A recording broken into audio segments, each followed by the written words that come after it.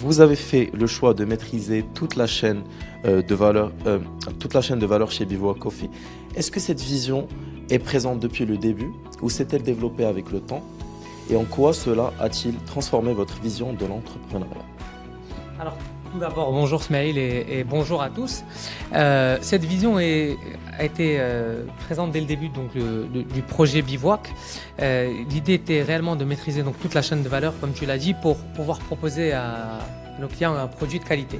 Donc, le fait qu'on s'occupe nous-mêmes du sourcing nous permet de savoir exactement ce qu'on achète et ce qu'on vend donc, et ce qu'on fait goûter à nos clients.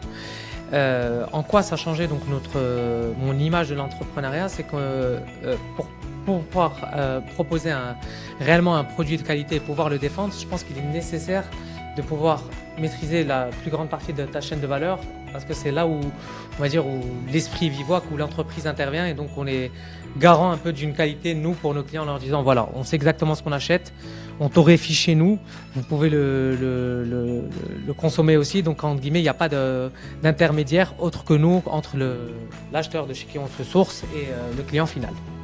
Donc on passe à la deuxième question. Donc, dans votre parcours d'auto-entrepreneur, Driss, quels sacrifices avez-vous dû faire pour en arriver là? Et est-ce que malgré les difficultés, il est important de persévérer et de continuer à développer sa vision au fil du temps? Déjà, franchement, c'est une bonne question, Smaïl. Je vais te répondre honnêtement. Je pense que quand on est passionné par ce qu'on fait, ce qui est mon cas, c'est réellement un choix qui est personnel, donc de me lancer donc dans l'entrepreneuriat, d'autant plus dans et d'autant plus dans ce secteur. Évidemment, tout entrepreneur pourra vous le dire, on passe par des périodes qui sont pas faciles, donc c'est là où la résilience est importante. Et pour être résilient aussi, il faudrait plus travailler sur quelque chose, en tout cas entreprendre dans quelque chose qui nous passionne et qui nous intéresse vraiment, parce que c'est un moment où on va donc ne plus compter les heures et pas se dire on travaille, etc. C'est plus une passion. La deuxième chose, je pense que les sacrifices qu'on fait, c'est pas trop des sacrifices, c'est plus un choix. Parce qu'on n'est pas obligé d'entreprendre. On peut être salarié, être heureux dans sa vie. Donc voilà, donc c'est plus pour moi un choix, et il faut juste être conscient des efforts qu'il faut, parce que quand on entreprend, il faut penser à tout, que ce soit de la comptabilité ou de l'achat ou de la vente ou exactement du marketing. En fait, on touche un peu à tout. Donc, et quand c'est un peu notre bébé, j'ai envie de dire, on veut avoir un peu un regard sur tout. Donc voilà. D'accord. J'ai compris, Driss. J'ai dit sacrifice parce que des fois, on peut passer par des burn-out. À des moments, c'est pas qu'on n'a plus envie de continuer, mais c'est juste vraiment la fatigue des fois qui joue un grand rôle. Mais il faut toujours persévérer, et je pense que la vision, la structure et la discipline aident énormément à continuer. Complètement. C'est ça.